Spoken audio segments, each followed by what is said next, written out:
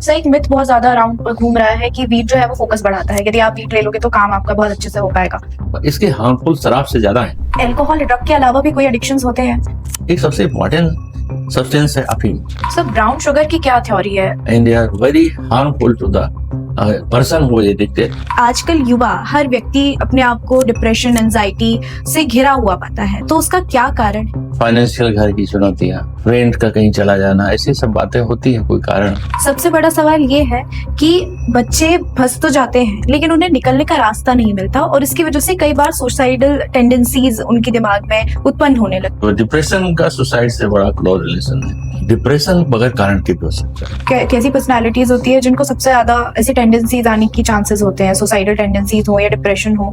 आज well known है, ये कोई विशेष पर्सन नहीं होता। कुछ भी सुट्टा जो आजकल बहुत ट्रेंडिंग में चल रहा है, लोगों के बीच कूल माना जाता है, अगर वो नहीं करता है तो उसे आइसोलेट कर दिया जाता है कहीं ना कहीं। मगर समटाइम्स फ्रेंड्स में बिकम एनिमी। या तो स्मार्ट होने के लिए ड्रग लेना जरूरी नहीं है। सर क्या एडिक्शन जो है वो इमोशनली भी कनेक्टेड होता है? Alcohol is never good for the body. Okay. Is it depressant, depress all the function, kidney damage हो जाती है, लिवर डैमेज, अर्ली डेथ हो जाती है। अच्छा। Very dangerous.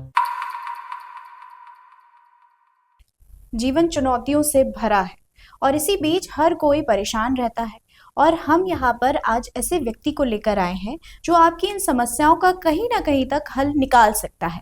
हम बात कर रहे हैं डॉक्टर राम गुलाम राजदान की, इंदौर के मशहूर साइकाइट्रिस्ट जो मालवांचल यूनिवर्सिटी में कई समय से सेवाएं दे रहे हैं, साथ ही ड्रग एडिक्शन यूज पर भी कई सारी वर्कशॉप्स ले चुके हैं। हम बात करेंगे उनसे कई सारे मामलों में, चाहे वो मेंटल हेल्थ हो, ड्रग यूज एडिक्शन हो या फिर यूथ से रिलेटेड मेंटल हेल्थ प्रॉब्लम हो। सर हम आपका स्वागत करते हैं और थैंक यू। सर हमारा फर्स्ट क्वेश्चन ये है कि आजकल युवा हर व्यक्ति अपने आप को डिप्रेशन एंजाइटी से घिरा हुआ पाता है, तो उसका क्या कारण है और आखिर वे क्यों इस जाल में फंस जाते हैं? सबसे पहले मैं बड़ी अच्छी बात है, आज मैं यूथ ऑब्जर्वर न्यूज में के वेन्यू में आया हूँ और यूथ हमारे भविष्य देश के कर्णधार हैं। प्रधानमंत्री जी कहते हैं सस्टेनेबल डेवलपमेंट पॉसिबल नहीं है विदाउट यूथ के कंट्रीब्यूशन। पहली बात है, मैं यूथ से कहना चाहूँगा, we are born to be happy. हमें खुश रहना है। आप कभी भी परेशान दुखी ना हो, सवेरे उठ करके मिरर देखें और देखिए are you smiling or not. यदि आप कर लेते हैं तो स्माइल, अच्छा, ओह इट इज फाइन। और जैसा आपने प्रश्न किया है कि यूथ में बहुत सारे प्रॉब्लम्स आती हैं, क्योंकि लाइफ यूथ का बहुत चैलेंज है। ग्रोइंग होता है, उसको फ्यूचर में कुछ बढ़ना है, सपने हैं और उसको एक नई दिशा मिल रहा है। और चुनौतियां भी आज के टाइम में काफ़ी हैं यूथ की। बहुत सारा इंडिया में सेट नहीं मिलता है, जैसे अमेरिका जैसे में कि आपको पढ़ना है तो आपको कॉलेज मिल जाएगा, आपको जॉब मिल जाएगी, ऐसा नहीं है। तो ये सब चुनौतियां हैं, फिर भी इस चुनौतियों से हटते हुए आगे बढ़ना है। सर जैसे आपने डिप्रेशन की मतलब इस पर जवाब दिया, तो सबसे बड़ा सवाल ये है कि बच्चे फंस तो जाते हैं लेकिन उन्हें निकलने का रास्ता नहीं मिलता और इसकी वजह से कई बार सुसाइडल टेंडेंसीज उनके दिमाग में उत्पन्न होने लगती हैं, तो इसका क्या कारण है? Youth particularly that age group between 18 to 35 that very important, और जिसमें डिप्रेशन सबसे ज़्यादा होता है, चाहे मेल हो फीमेल हो। डिप्रेशन फीमेल में ज़्यादा होता है और मेल में कम होता है। ज़्यादातर डिप्रेशन कारण कोई आउटसाइड का होता है, बाहरी, जैसे कि पढ़ना चाहते हैं नहीं पढ़ पाए, पेरेंट्स घर में कुछ माहौल अच्छा नहीं है। कभी कभी क्या होता है कि फाइनेंशियल घर की चुनौतियाँ या फ्रेंड का कहीं चला जाना, ऐसी सब बातें होती हैं कोई कारण, दोस्त का अलग हो जाना, ऐसे कारण होते हैं डिप्रेशन के। मगर आज सोचना है कब उसे डिप्रेशन नाम कहेंगे, कब एक बीमारी का रूप कहेंगे। आपको भी बताना चाहूँगा, डिप्रेशन बगैर कारण के भी हो सकता है। अच्छा। एक बार जो डिप्रेशन कहते हैं नॉर्मल भी हो सकता है। यदि व्यक्ति को 1-2 हफ्ते तक अच्छा नहीं लगता है, परेशान रहता है, जैसे मान लो किसी का फ्रेंड्स, यूथ में कॉमन होता है, फ्रेंड से थोड़ा अलग हो गए तो अच्छा न लगना, याद आना, नींद ना आना, खाना नहीं खाना और थोड़ा सा अलग रहना, बस कुछ हफ्ते बाद, 15 दिन के बाद ठीक हो जाता है। यदि 1 महीना बाद यदि व्यक्ति को फिर भी वही ऐसा लगता है, इसी कारण वो पढ़ाई नहीं कर पा रहा है, अपना जॉब है नहीं कर पा रहा है और नेगेटिव विचार आने लगते हैं, तो उसे डिप्रेशन एक व्याधि या विकार या बीमारी के रूप में माना जाता है। और इसको मैं कहना चाहूँगा यूथ को, यदि 1 महीना ज़्यादा है तो आपको बाहर आना है। इसके लिए आप क्या कर सकते हैं, अपने फ्रेंड से बात करें, अपने पेरेंट्स से बात करें और कोई काउंसलर से बात करें और साइकेट्रिस्ट से बात करें, मनोचिकित्सक से बात करें। ये डिजीज हो जाता है, 1 महीना ज़्यादा है तब तो फिर साइकेट्रिस्ट से बात करना, इलाज की ज़रूरत है, ज़रूर मिले। और आजकल टाइम में आप बाहर आ सकेंगे इससे और फिर से नया जीवन आप चालू कर सकेंगे, प्रसन्न, खुश, अच्छे जो पहले थे आप उसी एनर्जी में आ सकेंगे। सर, जैसे आपने बात करने की बात कही कि साइकाइट्रिस्ट से बात करें, लेकिन कई बार जो युवा होता है उसे झिझक होती है, कतराता है वो ऐसी बातें लोगों से बताने के लिए। और कई बार ऐसा होता है कि घर वाले भी सपोर्ट नहीं करते हैं कि अगर तुमको कोई टेंशन हो रहा है तो सबके जीवन में ही टेंशन की रेल लगी हुई है, तो सभी को ही दिक्कतें आ रही हैं, तो तुम इतना इसके बारे में मत सोचो। तो ऐसी सिचुएशन में यदि कोई व्यक्ति, कोई बच्चा फंसा हुआ है जो कि 15 साल का भी हो सकता है और 25 साल का भी हो सकता है, तो वो क्या क्या कर सकता है? बहुत इम्पोर्टेंट है, सबसे इम्पोर्टेंट है कि शेयर करना अपनी प्रॉब्लम बेझिझक।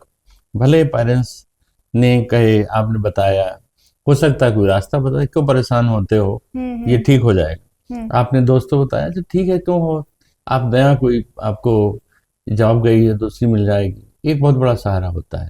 फिर काउंसलर से नहीं है तो काउंसलर से मिले और बेझिझक आप सोचें कि आप बहुत सारे जैसे हॉस्पिटल्स हैं उसमें काउंसलर हैं, साइकेट्रिस्ट हैं।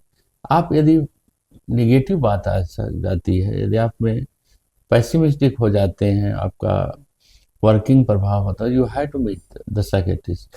हाँ, जरूर कहूँगा वो आपको जरूरी नहीं दवा लिखें, they will go tell the way how to come out.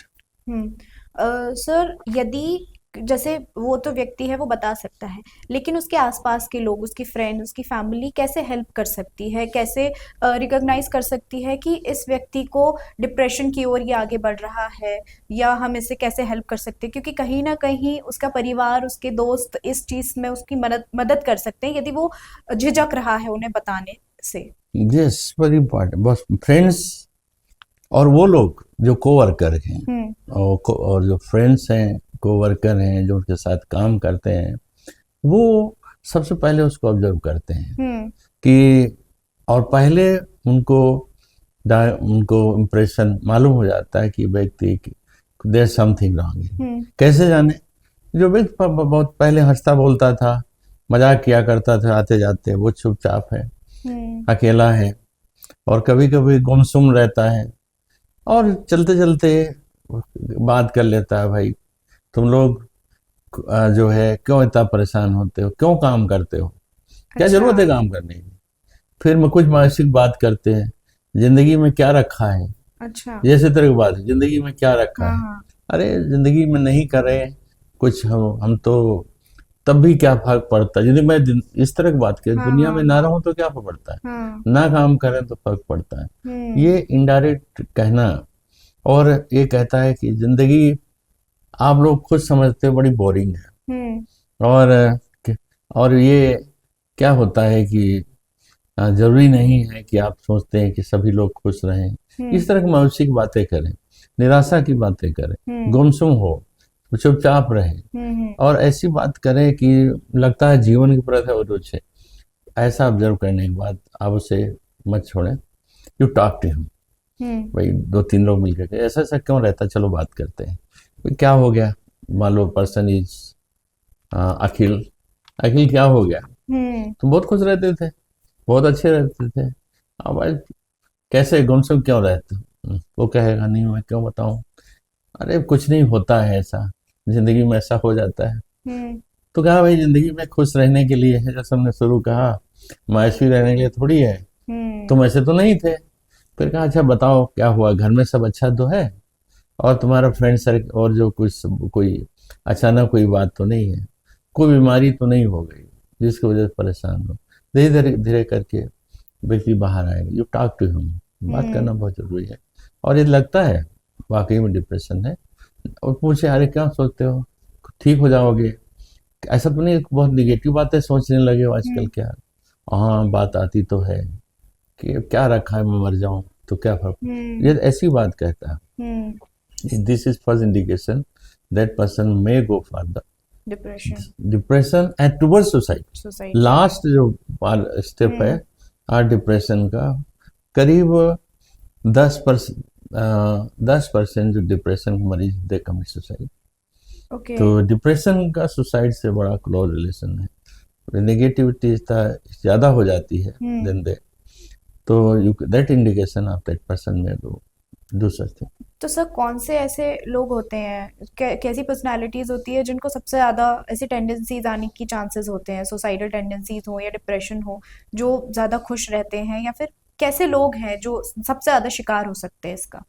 और ये अगेन आज वेल नोन है ये, हम्म दैट डिप्रेशन में be in any person in जी एनी टाइम। हम्म सर्कमस्टांसेस सबके बदलते हैं, स्ट्रेस सबको आती है, कोई विशेष पर्सन नहीं होता है, it can be in any person any time. Okay हाँ जरूर जिनको केसेस में ये फैमिली में डिप्रेशन है, ओके सुसाइड होता है, और उनमें सुसाइड की हिस्ट्री होती है, उनमें टेंडेंसी ज़्यादा होती है। अदरवाइज कोई विशेष पर्सनैलिटी इस तरह की नहीं होती है, कोई विशेष व्यक्ति नहीं होता।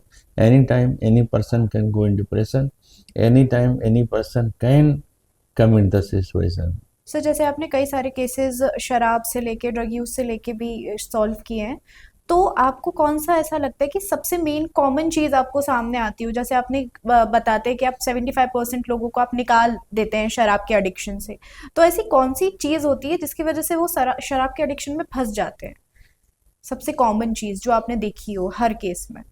एडिक्शन आपको बताएं कि समझना सबसे पहले what is the drug abuse and what is drug addiction. Drug को पहले कहते थे जो कोई केमिकल सब्सटेंस जिसका पर्सन यूज करता है जिससे उसे नहीं करना चाहिए, और अनावश्यक यूज करता है और रोक नहीं पाता है, तो उसे अब्यूज कहते हैं। आजकल ड्रग की जगह टर्म यूज करते हैं सब्सटेंस अब्यूज। ओके ये क्या होता है, सब्सटेंसेज या ड्रग्स क्या करते हैं कि ये ब्रेन पर प्रभाव डालते हैं, और होता क्या है कि यदि व्यक्ति लगातार लेता रहता है तो यही ड्रग्स क्या होता है, ब्रेन का हिस्सा बन जाते हैं, और व्यक्ति जिस स्टेज को कहते हैं एडिक्शन, और एडिक्शन यदि हो गया तो क्या होता है, यदि छोड़ता है तो उसके विड्रॉल सिम्टम होते, तकलीफ होती है, क्योंकि ब्रेन का हिस्सा है, ब्रेन क्रेविंग करने लगता है, तो व्यक्ति महसूस करता है कि जल्दी से हम अल्कोहल या दूसरी दवाओं को लें और जिससे वो रिलीफ मिल जाए। यदि नहीं लेता है, अल्कोहल की बात करें, क्रेविंग होती है, हाथ पैरों में दर्द, नींद ना आना, घबराहट, बेचैनी, ऐसे सिम्टम होते हैं, और पढ़ाई या नहीं कर पाता है या काम नहीं कर पाता है। तो एडिक्शन, ये पर्सन जो आपने कहा कैसे फंस जाता है, first the person takes the drug या सब्सटेंस अल्कोहल, फिर लेटर ऑन क्या होता है, ड्रग्स या सब alcohol overrules him, they control the person, that is the addiction. तो उसमें जो you are saying that trap means person get addicted, वो चाहता भी आना है मगर वो विड्रॉल सिम्टम होने लगते हैं, छोड़ते हैं तकलीफ होती है, और वो सोचता हम क्या करें, और फिर लेता, फिर तो ये विशिष्ट साइकिल बन जाता है। तो सर जैसे जो युवा अभी शुरुआत नहीं किया है जिन्होंने, तो आप उनको क्या एडवाइस देंगे कि जैसे बहुत ज़्यादा नॉर्मलाइज कर दिया गया है, अगर कोई व्यक्ति जो है वो ड्रिंक नहीं करता है या फिर ड्रग्स नहीं लेता है या कुछ भी सुट्टा जो आजकल बहुत ट्रेंडिंग में चल रहा है, लोगों के बीच कूल माना जाता है, अगर वो नहीं करता है तो उसे आइसोलेट कर दिया जाता है कहीं ना कहीं, उनको हटा दिया जाता है कि वो दोस्त नहीं बन सकते। कई बार उन्हें ऐसा फील कराते हैं कि तुम बहुत ज़्यादा अनकूल हो, तुम बहुत बोरिंग हो, तुम हमारे साथ बैठ नहीं सकते, उठ नहीं सकते। तो उनके लिए आप क्या एडवाइस देंगे उन लोगों के लिए जो अभी शुरुआत नहीं किए हैं, अभी वो एक स्टेज पे हैं, चाहे वो 14-15 साल का एक बच्चा जो घर से बाहर निकलने को ही है, तो क्या एडवाइस होगी उनके लिए? फ्रेंड्स आपके अच्छे भी हैं, ज़रूरत भी होती है, मगर समटाइम्स फ्रेंड्स में बिकम एनिमी। या आदमी को क्यूरियोसिटी होती है इस एज में कि कुछ देखें नया क्या है इसमें। यूजुअली सुट्टा बार ग्याल को बार में जाते हैं, कहीं देखें क्या क्या होता है। तो सबसे इम्पॉर्टेंट होता है ये friends, they are not good for the person. नया यूजर है, कभी लिया नहीं, they are the person who motivate the person जो नहीं कभी एडिक्शन लेता है टुवर्ड्स एडिक्शन। तो स्मार्ट होने के लिए ड्रग लेना जरूरी नहीं है, कोई भी आपको बार या कहीं जाने की जरूरत नहीं है। तो पहली बात ये समझना है, और स्मार्ट रहने के लिए आपका अदर ब्यूटीज होना चाहिए, how you person, how you acting, behaving, how you are performing college, how you are in sports, how you are in culture active, they are more important long term. तो मैं कहूँगा कि smart बनने के लिए दोस्तों का जो सजेशन है उससे दूर रखें, और कहें भाई हमें सिगरेट स्मोकिंग की जरूरत नहीं है, हमें I don't like, I don't start it. Sir आपने भी जैसे एमबीबीएस किया है, आपने भी कॉलेज लाइफ जी हुई है, और कॉलेज लाइफ में आपने एक ये कॉमन फैक्टर जरूर देखा होगा, और कई बार एमबीबीएस के छात्र छात्राएं होती हैं वो तक इन सब चीजों में फंस जाते हैं। तो वो आखिर मतलब दे नो एवरीथिंग, उन्हें हर चीज पता है कि ये खराब है, उसके बाद भी वो फंस जाते हैं। तो what is the common factor that is becoming the key source for become addict? क्या होता है कि व्यक्ति कहीं स्ट्रेस में है, और कभी खुशियों को सेलिब्रेट करने के लिए भी कुछ मौका चाहिए कि that to come to celebrate the things. तो जैसे बताया कि मेडिकल कॉलेज, इंजीनियरिंग कॉलेज, ये स्टडी क्या होता है कंटिन्यूअस लंबे समय तक होती है, उसमें लेटिंग आउट बहुत ज़रूरी है, कुछ ब्रेक बहुत ज़रूरी है। I know about very well कि मैं लखनऊ मेडिकल कॉलेज का छात्र रहा हूँ, और ट्रू स्टोरी बताता हूँ, तो हम लोग सैटरडे को हजरतगंज घूमने जाते थे। और वहाँ पर कुछ खाए पिए, दोस्तों से थोड़ा बातचीत किए, then we used to come out. तो ये होता था। फिर क्या होता था कि बहुत सारे वहाँ पर कॉफ़ी बार भी हैं, काफ़ी बार चाय कॉफ़ी पिए, कुछ दैट यू रिलीव दैट। फिर क्या होता था, हाँ नो डाउट, जब कभी कोई पासिंग आउट पार्टी होती है तो उसमें सेलिब्रेशन के लिए अल्कोहल लेते हैं, but that is just for celebration, कभी लिए सारे नहीं लेते हैं, और बहुत सारे पीपल दे उसमें बहुत सारे फर्स्ट टाइम लिए होंगे, ये भी होता है, but they test and it is, वो क्या होता है वो समझते हैं, but that is just for the time being लिया, और उसके बाद में वो भूल जाते हैं कि हाँ क्योंकि लिया था जस्ट फॉर एंजॉयमेंट। फिर मगर उसमें से करीब जैसे 2-4% स्टूडेंट, चाहे मेडिकल के हों चाहे इंजीनियरिंग के हों, दे ऑटोमेटिकली, चाहे उनका ये जेनेटिक भी होता है, जीन्स भी कुछ इस तरह की होती हैं, एडिक्शन में फंस जाते हैं, दे बिकम अल्कोहलिक, और वो फिर जरूरत ज़्यादा लेने लगते हैं, क्लासेस बैंक करने लगते हैं और नहीं जाते हैं, और उसके धीरे धीरे के परफॉर्मेंस भी कम हो जाता है। और करते करते क्या होता है, एमबीबीएस जैसे कहा, ग्रेजुएशन शेड्यूल आते आते वो पीछे हो जाते हैं। और हो सकता है कि बहुत सारे लोगों को ट्रीटमेंट, एडिक्शन की जरूरत पड़े, थेरेप्यूटिक ट्रीटमेंट देते हैं एडिक्शन के लिए।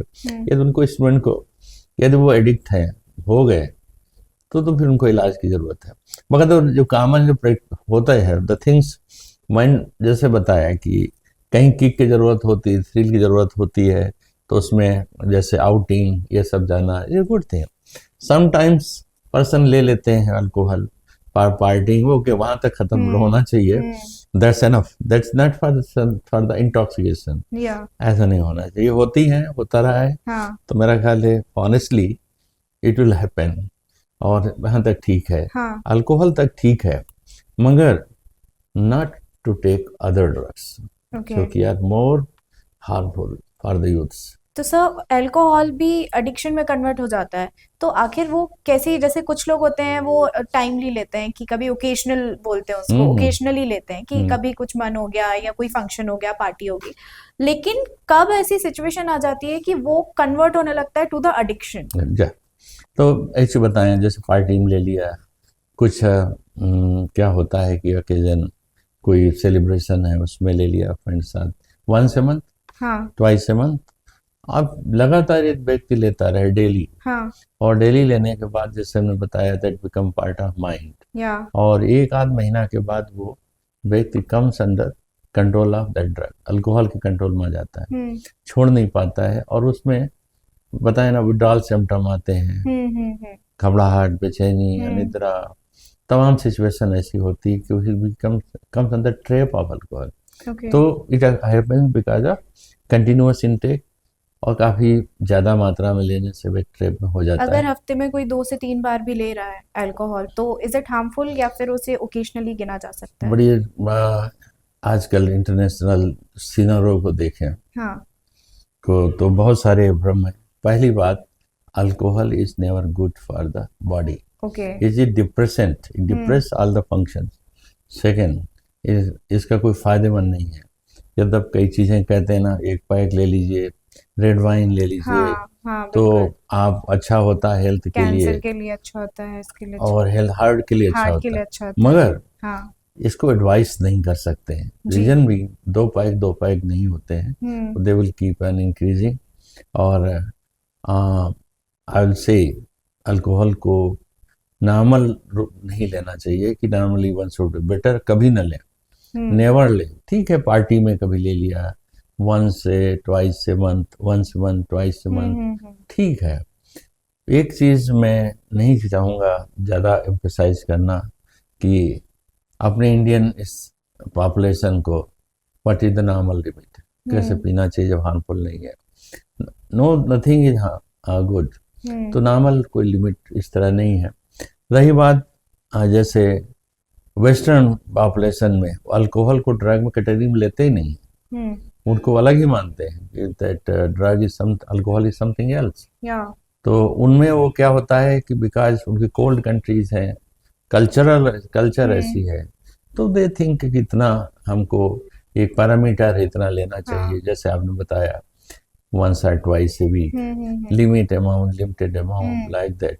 पर इंडिया में ये एक तो कल्चर हमारा स्वीकृत नहीं है, हमारी कल्चर ऐसी नहीं है, तो इसको will say as a parents भी अपने चिल्ड्रन ना करें, यूथ भी स्वयं इसको नॉर्मल लेना है, हेल्थ के लिए लेना है, अच्छे के लिए लेना है, भूल जाए, कभी ना करिए। You can come in the trap of alcoholism, actually फिर अपने आप वापस नहीं आ पाएंगे। सर अल्कोहल के साथ एक और चीज बढ़ रही है, वीड। हमारे देश में इलीगल है बहुत ज्यादा, लेकिन उसके बावजूद भी जो युवा है उसमें फंसता जा रहा है बहुत ज्यादा। अगर आप देखेंगे, एक तो बहुत आसानी से अवेलेबल भी है, साथ में हर एक बच्चा जो है वीड के लिए बहुत ज्यादा अपने आप को एज अ एडिक्टेड हो जाता है, कंफर्ट जोन मान लेता है कि यदि वीड है तो they will feel okay.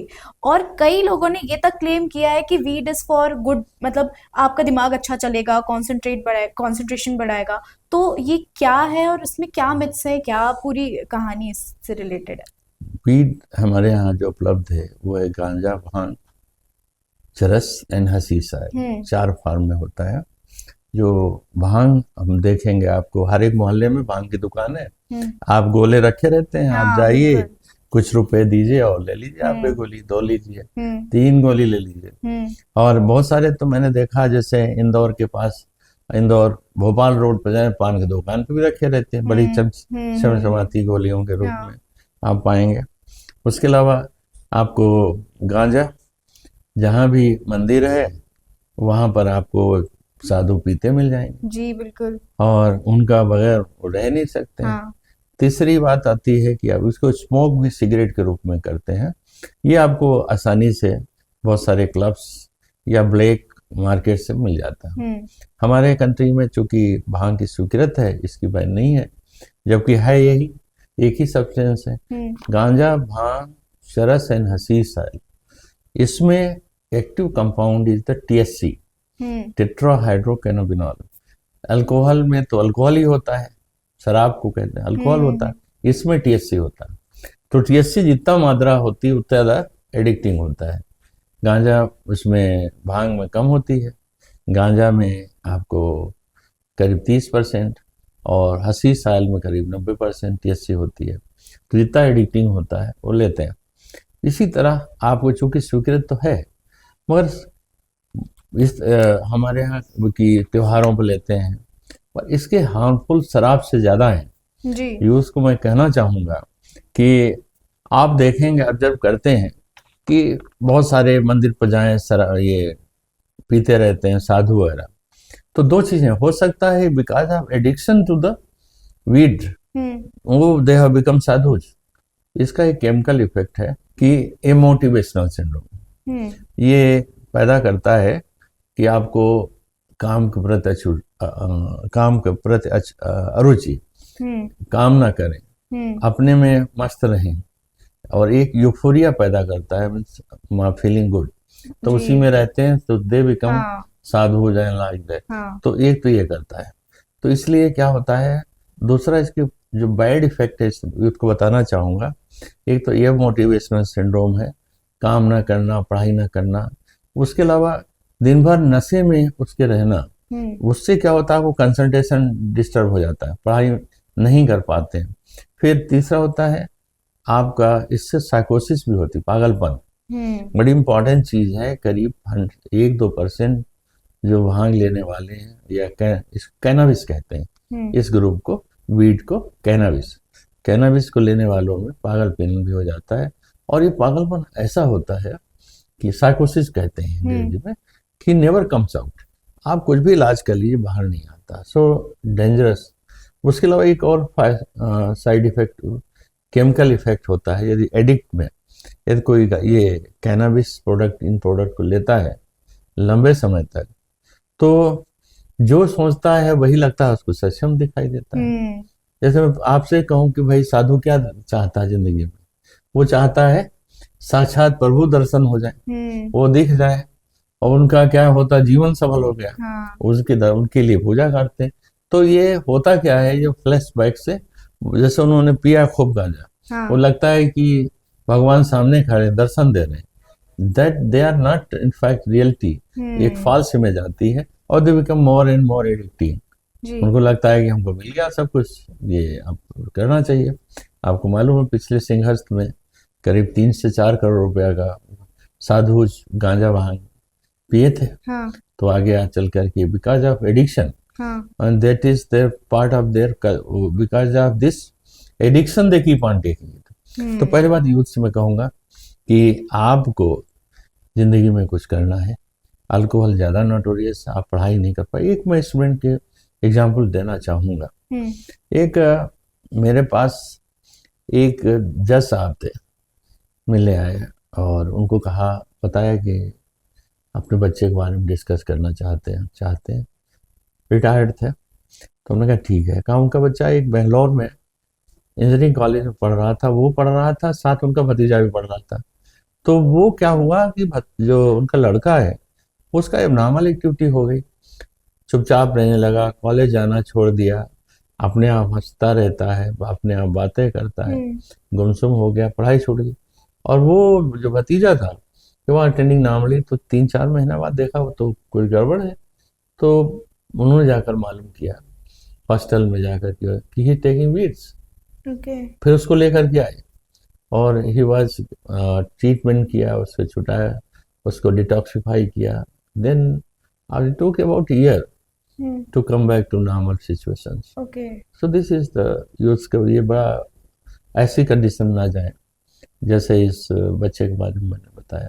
Sir, एक मिथ बहुत ज़्यादा अराउंड घूम रहा है कि वीड जो है वो फोकस बढ़ाता है, यदि आप वीड ले लोगे तो काम आपका बहुत अच्छे से हो पाएगा।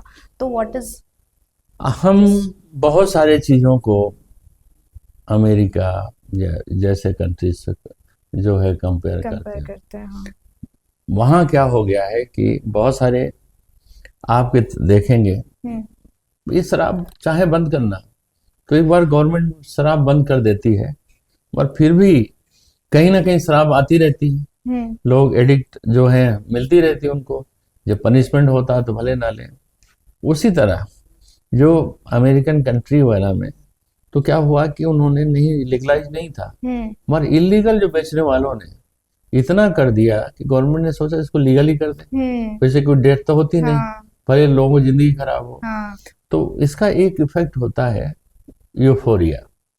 जब आप लें ये कैनाबिस प्रोडक्ट THC के कारण तो अच्छा लगता है मन में और दे फील गुड, तो वो कंसंट्रेशन नहीं बढ़ाता है, वो लगता है कि हमें ज़्यादा कंसंट्रेशन हो रहा है और हम अच्छा पढ़ रहे हैं, but because of chemical effect they feel it, but it never increases concentration, never increases memory.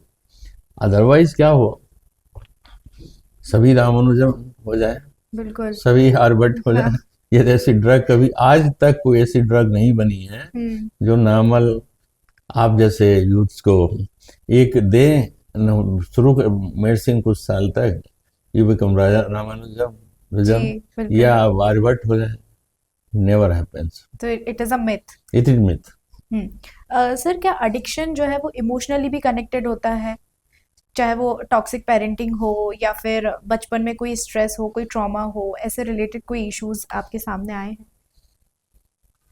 Yes, addiction एक इमोशनल देखा गया है, जिनके जो बच्चे यूथ्स के पेरेंट्स अल्कोहल लेते हैं उसमें 50% उनमें यूथ जो एडिक्ट होते हैं उसमें से करीब 50% पेरेंट्स एडिक्ट होते हैं। एक सेकेंड चीज़ है क्या होता है कि ट्रामा, एक स्ट्रेस वाली सिचुएशन से रीड ऑफ करने के लिए काफ़ी लोग अल्कोहल तरफ जाते हैं। जैसे किसी ब्रेक हो गया, ब्रेक डाउन हो गया, पेरेंट्स से कुछ मतलब अनबन हो गई, तो इमीडिएटली क्या होता है, दे गो भूलने के लिए, they go towards to club, to the bar, कुछ लेते हैं, कुछ दिन के बाद ज़्यादातर छोड़ देते हैं, कुछ एडिक्ट भी हो जाते हैं। No doubt it is true, because of this reason they become alcoholic. Sir एक वीडियो अभी कुछ समय पहले सोशल मीडिया पर वायरल हो रहा था, उसमें ये था कि पेरेंट्स वर एंजॉयिंग ये, क्योंकि अभी 31st की पार्टी हुई थी, तो पेरेंट्स जो थे वो दोनों ही एंजॉय कर रहे थे, वो ड्रिंक कर रहे थे, डांस कर रहे थे, सब कुछ था। और वहीं उनकी जो छोटी सी बच्ची होगी, महज 5 या 6 साल की होगी, वो टेबल पे एक अल्कोहल का ग्लास भरा हुआ रखा था। आउट ऑफ क्यूरोसिटी उस लड़की ने, उस बच्ची ने उसे पीने की कोशिश की और उसने पिया भी, और ये बात साफ साफ उस वीडियो में झलक रही है। वहीं पेरेंट्स अगर वो जाती है अपने माँ बाप को बुलाती है तो वहां पर वो अपने डांस में इतने ज्यादा बिजी हैं या तो वो इतने ज्यादा इंटॉक्सिकेटेड हैं कि वो उसकी बात भी नहीं सुन रहे हैं। तो ये पेरेंटिंग पे कोई सवाल है या इस जनरेशन पे कोई सवाल है, ये आखिर ऐसी सिचुएशन क्यों अराइज हो रही है? यदि लोग, जैसे आपने कहा, पेरेंट्स बहुत they find them very smart. यदि हम अपने स्पाउस साथ ड्रिंक करते हैं या हम क्लब जाते हैं, वहाँ एंजॉय करते हैं डेली, या और बच्चों के साथ में, ये बड़े हो गए उनके साथ में हम पार्टिंग करते हैं, तो कुछ फैमिलीज में जो देखा गया, खास तौर से बहुत अपर वर्ग क्लास के, उनमें सच बिहेवियर होता है कि बिकॉज उनको कुछ काम ही नहीं है, दैट वीकेंड या कहीं पर they go enjoy like that. Children को अभी भी इंडिया में ज़्यादा नहीं मिला साथ में रखते हैं, पर ग्रोन अप, तो उसके अलावा उनके साथ यदि पेरेंट्स लेते हैं अल्कोहल, पार्टिंग करते हैं, डांस करते हैं, शादी विवाह में ठीक है, वहां तक तो चलता है, ऑन रेगुलर बेसिस करते हैं, आपका कोई पर्दा नहीं रहा बीच में। बिल्कुल। पेरेंट्स को उनको क्यों सुनेंगे बच्चे? तो I think this should be discourage, और खास तौर से जो उनको कभी ऐसा यूथ, स्मॉल बच्चे, छोटे बच्चे हैं, बिलो 10 ईयर, बिलो 12 ईयर, या एडोलसेंट बच्चे हैं बिलो 18 ईयर्स, उनको तो सदा वो सामने देखते हैं, वही विश्वास करते हैं। It is good thing, alcohol is good, so the parents are taking, always keep, they should be kept away from the parents. Drinking parties. हाँ सर, आपने एक चीज बताई थी कुछ समय पहले कि वहाँ जो छोटे छोटे बच्चे हैं या जो गांव ही क्षेत्र होता है वहां पर हैंकीज में थिनर्स लगा के, और ये छोटे छोटे मतलब वो एकदम डायरेक्ट ड्रग का यूज नहीं कर रहे हैं, लेकिन उसके बावजूद भी कहीं ना कहीं वो उस ड्रग यूज एडिक्शन में फंस रहे हैं। तो वो कौन से माध्यम होते हैं और क्यों ऐसा, मतलब क्या ऐसी सिचुएशन बनती है? जो अल्कोहल की बात किया और हम लोगों ने बात किया मैरिजुआना या कैनाबिस हम्म। की या वीट की। तीसरा सब्सटेंस जो और है वो है एक opium, hmm. That is very notorious, youth के बारे में समझना है। चौथा, एक हमारा बहुत बड़ा तमका है अपनी पॉपुलेशन का, हाँ they live in the slums. जी। स्लम में पेरेंट्स क्या होता है कि काम पर चले, दे आर मोस्टली लेबरर्स, और बच्चे जो हैं वहाँ रह जाते हैं करीब वही आप काम करने शुरू करने के, वर्किंग शुरू करने के 18-20 साल के छोटे। तो क्या होता है कि वहाँ एक ट्रेंड बन गया अपने इंदौर शहर में, कुछ मेरे स्टडीज भी हैं, ऑनलाइन भी हैं, कि ड्रग अब्यूज इन स्लम्स।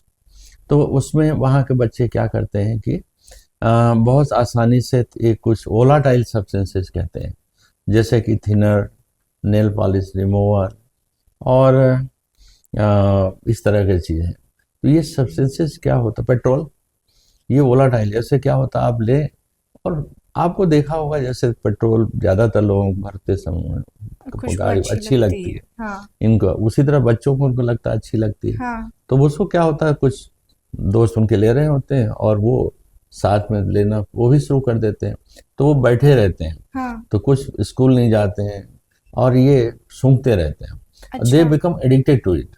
ओके। हाँ, but this thinner, nail polish remover, alcohol sorry petrol, हाँ।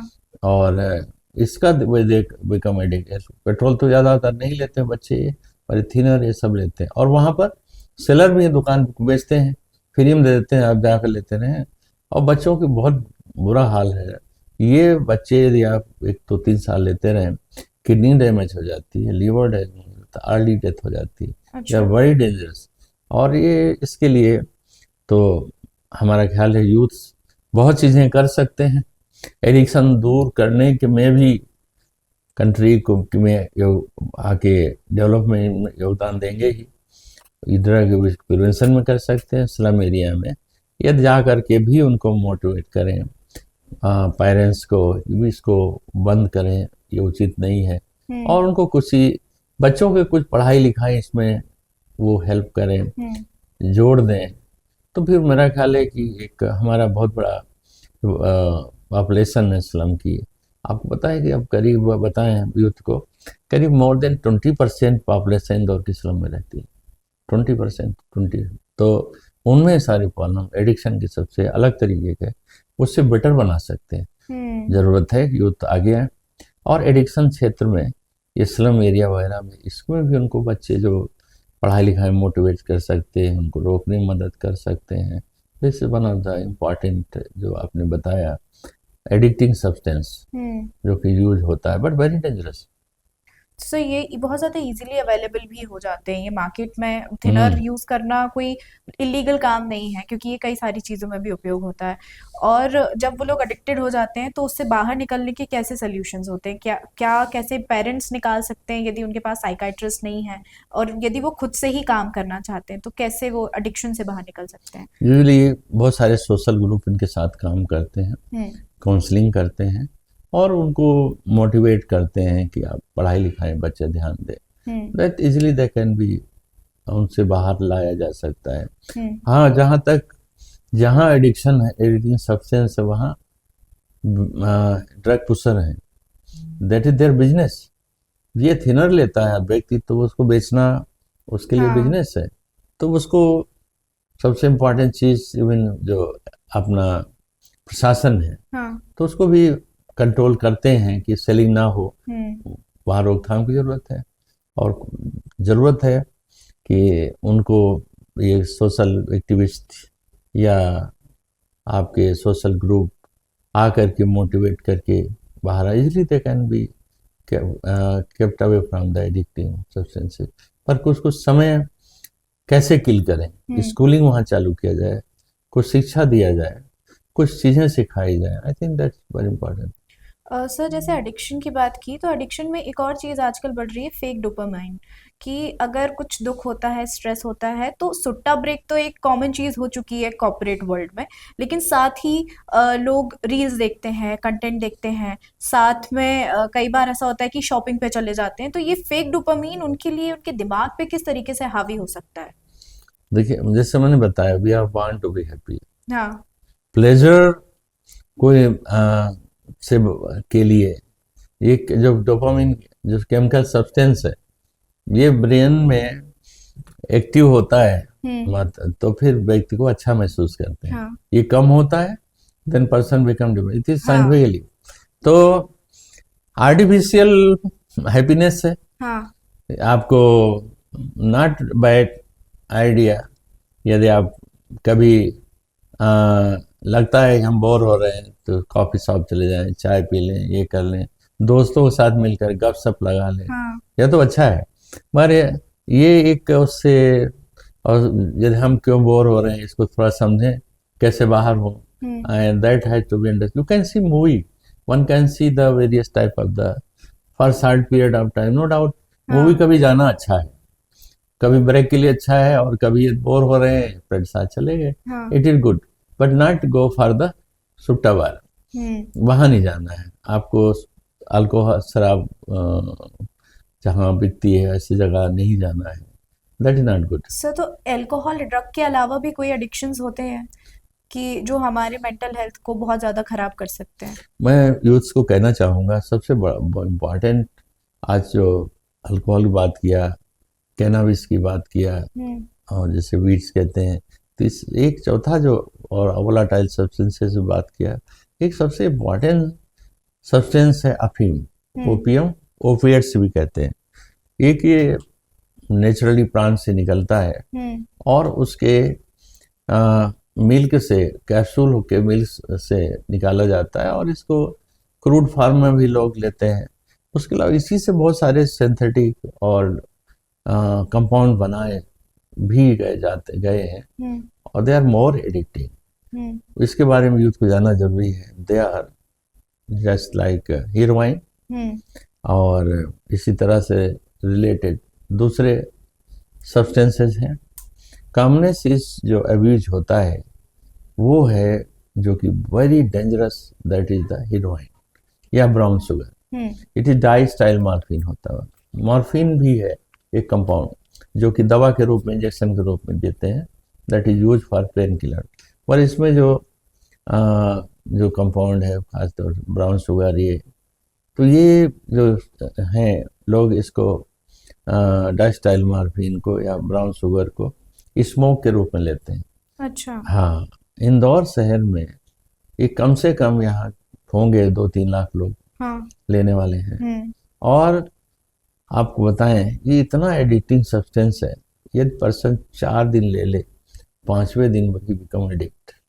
He can't live without these substances. So brown sugar की क्या थ्योरी है? ये थोड़ा आप थोड़ा विस्तार से बताइए। ये मॉर्फिन का एक, जो ओपियम का एक प्रोडक्ट है। अच्छा। हाँ, इसे क्या होता है, इससे पाउडर फॉर्म में मिलता है।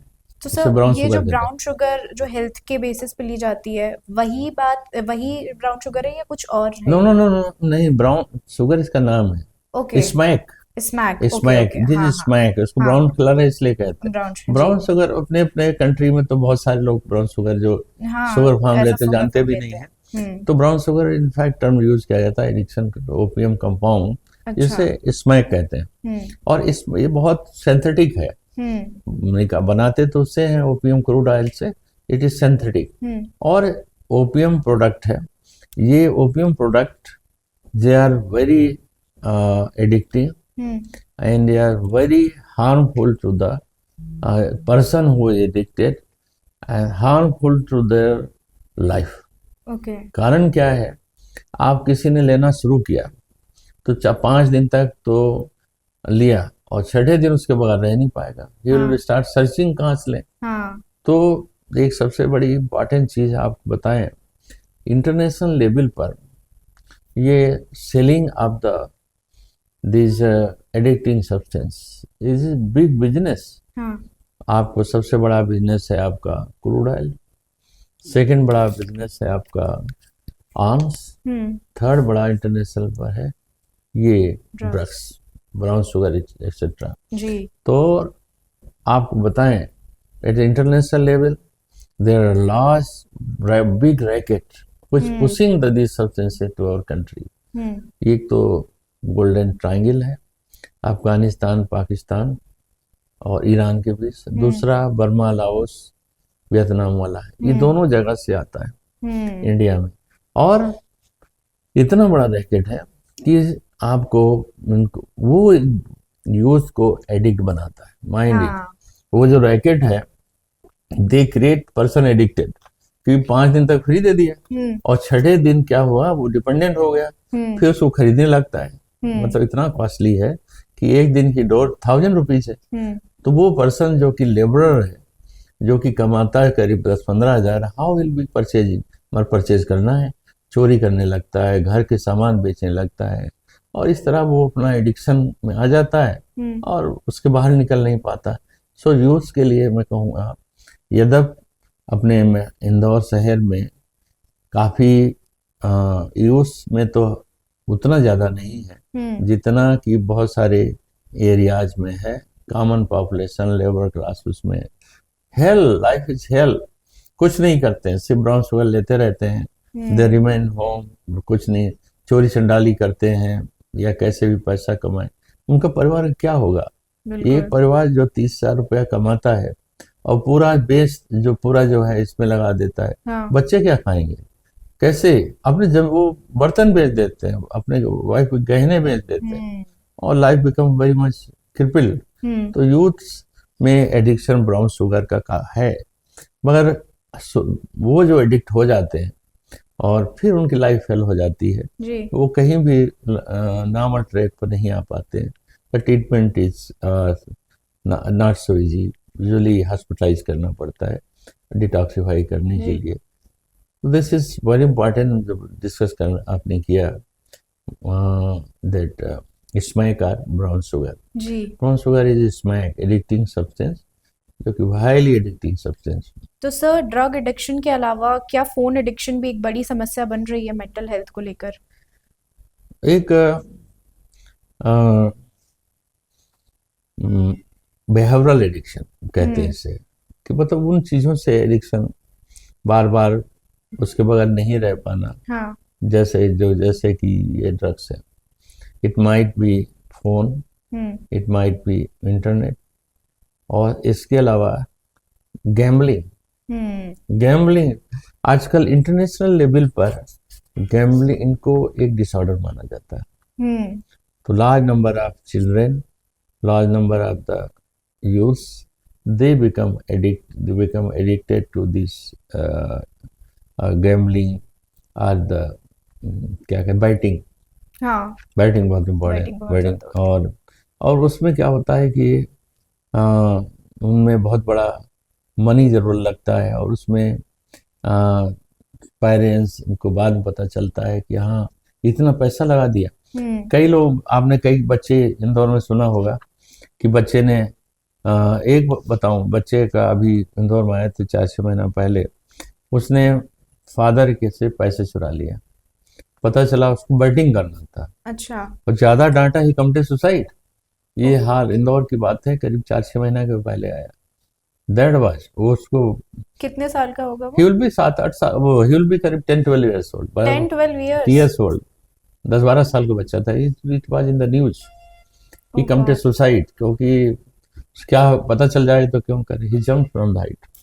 ऐसा था। एक मैं बताऊं कि एक मेरे पास अभी एक person, his working as a somewhere as a officer और इन मुंबई। तो पेरेंट्स देखे और उसकी वाइफ आई हमारे पास, सर वो his good big officer, class 1 officer, मगर होता क्या है कि sometimes he start batting, one start batting, he loses about lakhs rupees, 4 से 3 से 2-3 महीना में करता है, हाँ बट ही गेट लॉस्ट वो lakhs रुपीज। सर, जैसे तो आप गैम्बलिंग की बात करें, स्टॉक मार्केटिंग हाँ ट्रेडिंग में भी बहुत ज्यादा बहुत उछाल ज्यादा दिख करते रहे हैं, हैं। अनकंट्रोल हो जाता है। हाँ तो उसमें देखिए गैम्बलिंग तो उसको ऑफिसर है, सब जानता है, और हर बार वो लॉस होता है। हाँ कैसे किया जाए, तो this is because it is because of addiction, कि हम्म वो जानता है मैं हारूंगा फिर भी करता कर करता है। हाँ, तो दिस इज वेरी इंपॉर्टेंट है। इसका ट्रीटमेंट वैसे ही होता है जैसा अदर एडिक्टिंग सब्सटेंस का। क्रेविंग उसको बंद करना, उसके काउंसलिंग करना, मोटिवेशन करना, and might may need some drugs also जो यूज करते हैं डिटॉक्सिफिकेशन के लिए। सर, फोन एडिक्शन क्या मेंटल डिसऑर्डर्स का जो राइज हो रहा है, एडीएचडी जैसे बहुत ज्यादा आजकल बढ़ रहे हैं केसेस, तो क्या उसका कारण है फोन एडिक्शन की वजह से ही एडीएचडी बढ़ रहा है? आज जो इट इज़ वेल नोन कि बच्चों में एडीएचडी बढ़ रहा है। हाँ देखिए बच्चों का नॉर्मली पहले क्या था, आज के 20-25 साल पहले चले जब फ़ोन नहीं था, बच्चा अपने ग्रैंड पेरेंट्स साथ रहता था, पेरेंट्स साथ में, नानी कहानी सुनाती थी, लोरी सुनाती थी, पेरेंट्स साथ आया, बच्चा तो उसको खाना पीना सब देखती थी। और अब फिर क्या होता है, उसके पास सबके पास टाइम था और इन दे एंजॉय, बच्चों की कंपनी अच्छा है, उनका लाड़ दुलार प्यार। पर हो क्या रहा है कि आज में इस समय कि ये फ़ोन इतना, इंटरनेट इतना एडिक्टिंग है। मुझे 2 इंसिडेंट्स याद हैं। आई वॉज ट्रेवलिंग फ्लाइट, अभी मैं 15 जनवरी की बात है। तो एक मदर ट्रेवल कर रही थी, she was having 7 month old child, तो बाजू में मेरी सीट पर बैठी थी। आई आस्क्ड हर, मैं कॉर्नर सीट, तो मैंने कहा यू कैन कम हियर, बच्चा है आप बैठे।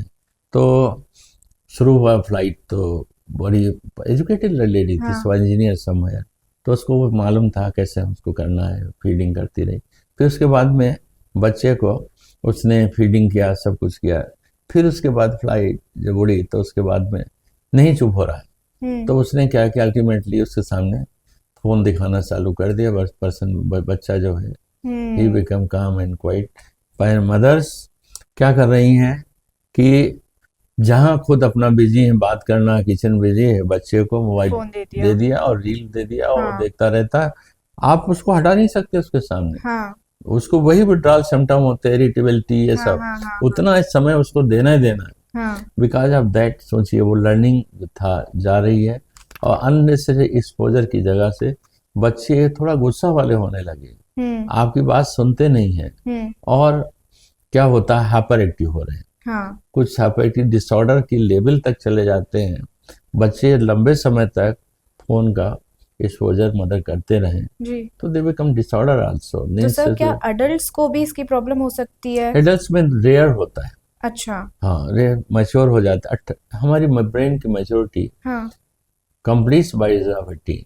अच्छा। तो सबसे इम्पोर्टेंट 90% कंप्लीट होती है ब्रेन का डेवलपमेंट बाय एज ऑफ 5। बहुत तो दिखाने नहीं बच्चे को। दिस इज पेरेंट्स अपने बच्चे को 4 साल के नीचे तो आपको कभी मोबाइल दिखाना ही नहीं। उसके ऊपर ये माना जा रहा है sometimes up to age of 11-12 1 घंटा दिखा दें, वहां तक ठीक है, उतना फिर छोड़, दिन भर बंद कर दें। मगर अबव दैट बच्चा 12 साल का हो गया तो 2 घंटे हो सकते हैं, पर उससे ज़्यादा दिखाने पर नुकसानदायक प्रभाव होते हैं।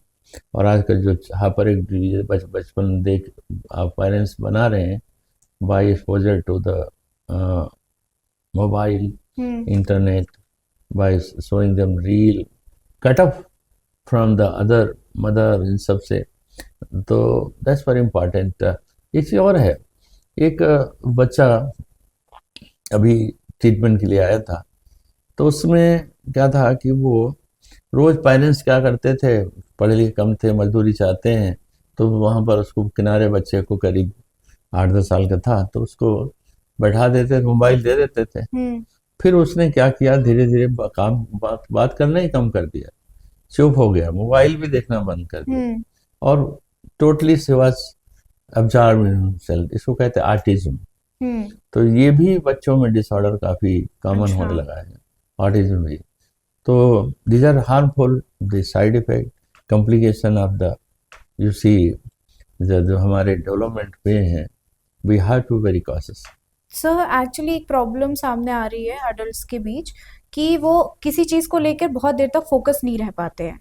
काम बहुत ज़्यादा इधर उधर दिमाग चलता रहता है, जो हाइपर एक्टिव एक डिसऑर्डर हम बोल सकते हैं।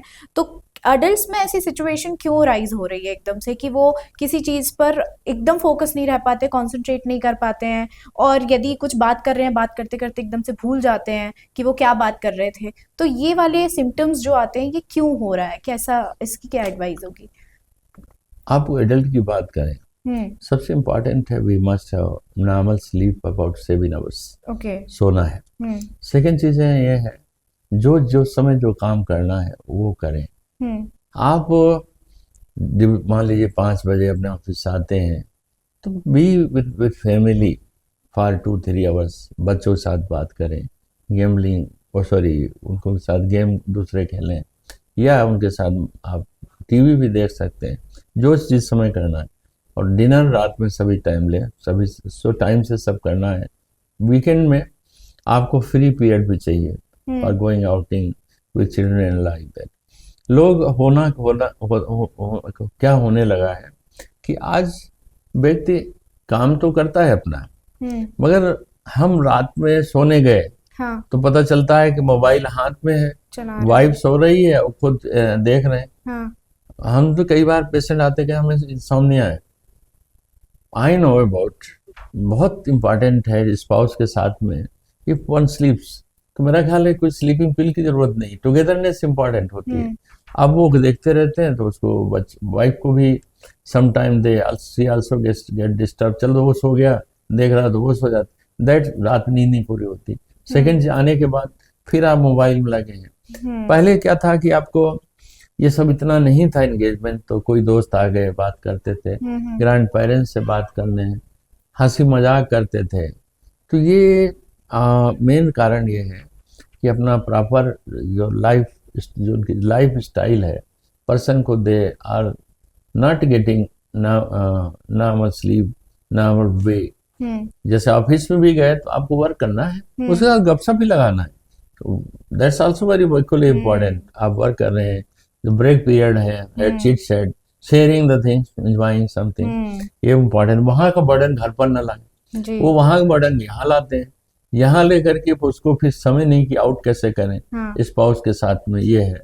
तो this is one of reason, जिस समय जो काम करना है वो नहीं करते हैं, और माइंड को फ्री रहना बहुत जरूरी है। यदि हम कंसंट्रेट, आप या हम या कोई भी कंसंट्रेट उस पॉइंट पर जब ही कर सकेंगे जब हमारा उस समय माइंड फ्री होगा।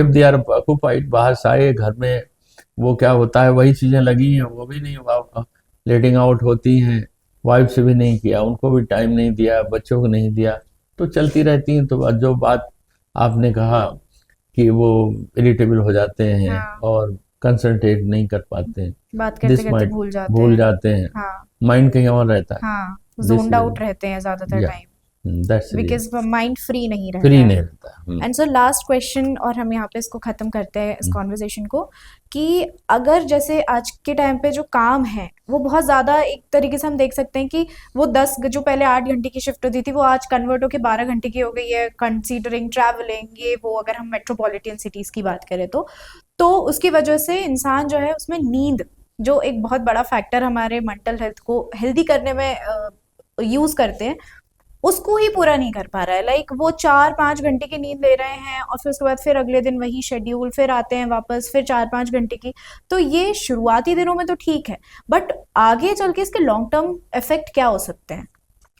देखिए, अपनी बॉडी की फिजियोलॉजी नॉर्मल रखना है, आपने को नॉर्मल फिजिक रखना है, माइंड फंक्शन नॉर्मल रहना है, तो बड़ी इम्पोर्टेंट है आपका। नो डाउट कि हमारे आजकल यूथ्स मोस्ट ऑफ द, ज़्यादातर तो क्या होता है, they work from morning to 8-6 PM। मान लीजिए सबसे कॉमन आजकल यूथ काम करना करता है IT सेगमेंट में, और वो काम करता है कभी 9-9 बजे तक करता है, और उसको मगर वीक में 2 दिन छुट्टी मिलती है, he can enjoy the life. तो वो वर्क तो कर रहा है, मगर उसको अपना नींद नहीं ले रहा है हम्म और अपना फिजिकल हेल्थ या मेंटल हेल्थ के लिए उसको सोचने का समय नहीं है। हम्म मॉर्निंग 9 बजे जाना है, यदि उसको पहले योगा कर ले, मेडिटेशन कर ले, फिजिकल एक्सरसाइज कर ले, दी कैन बी रिलैक्स। हम्म तो कुछ भी हो, आप हम कुछ भी काम करें, कोई भी काम करें, सब most important is our health. Hmm health mean physical, mental and social wellbeing. उसके लिए ज़रूरत है कि ज़रूर फिजिकल एक्सरसाइज करें, योगा मेडिटेशन करें, 1 घंटा 1 आवर यूथ आई से दे कीप फॉर देम सब, दुनिया को नहीं अपने लिए देना है मॉर्निंग आवर्स में।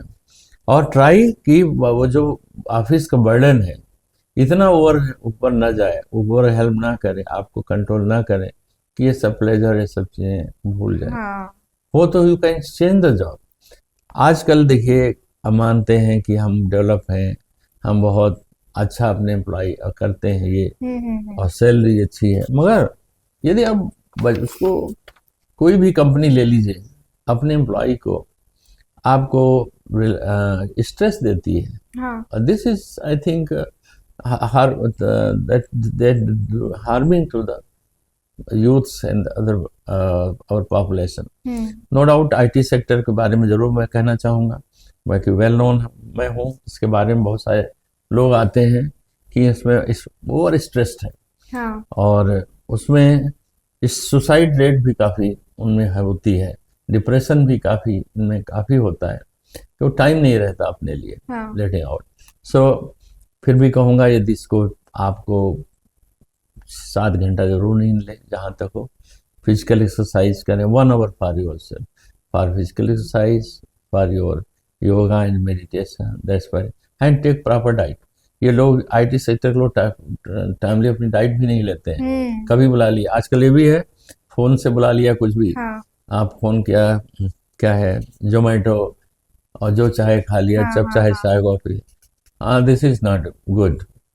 आई थिंक कहीं ना कहीं फिर हम अपना पूर्ण भारतीय संस्कृति की तरफ आना चाहिए, जिसमें महत्व है अपने नींद का, अपना योगा मेडिटेशन का, फिजिकल एक्सरसाइज का, and togetherness with the parents and friends, हाँ and to seek happiness, either going outing, yeah, with the friends and others.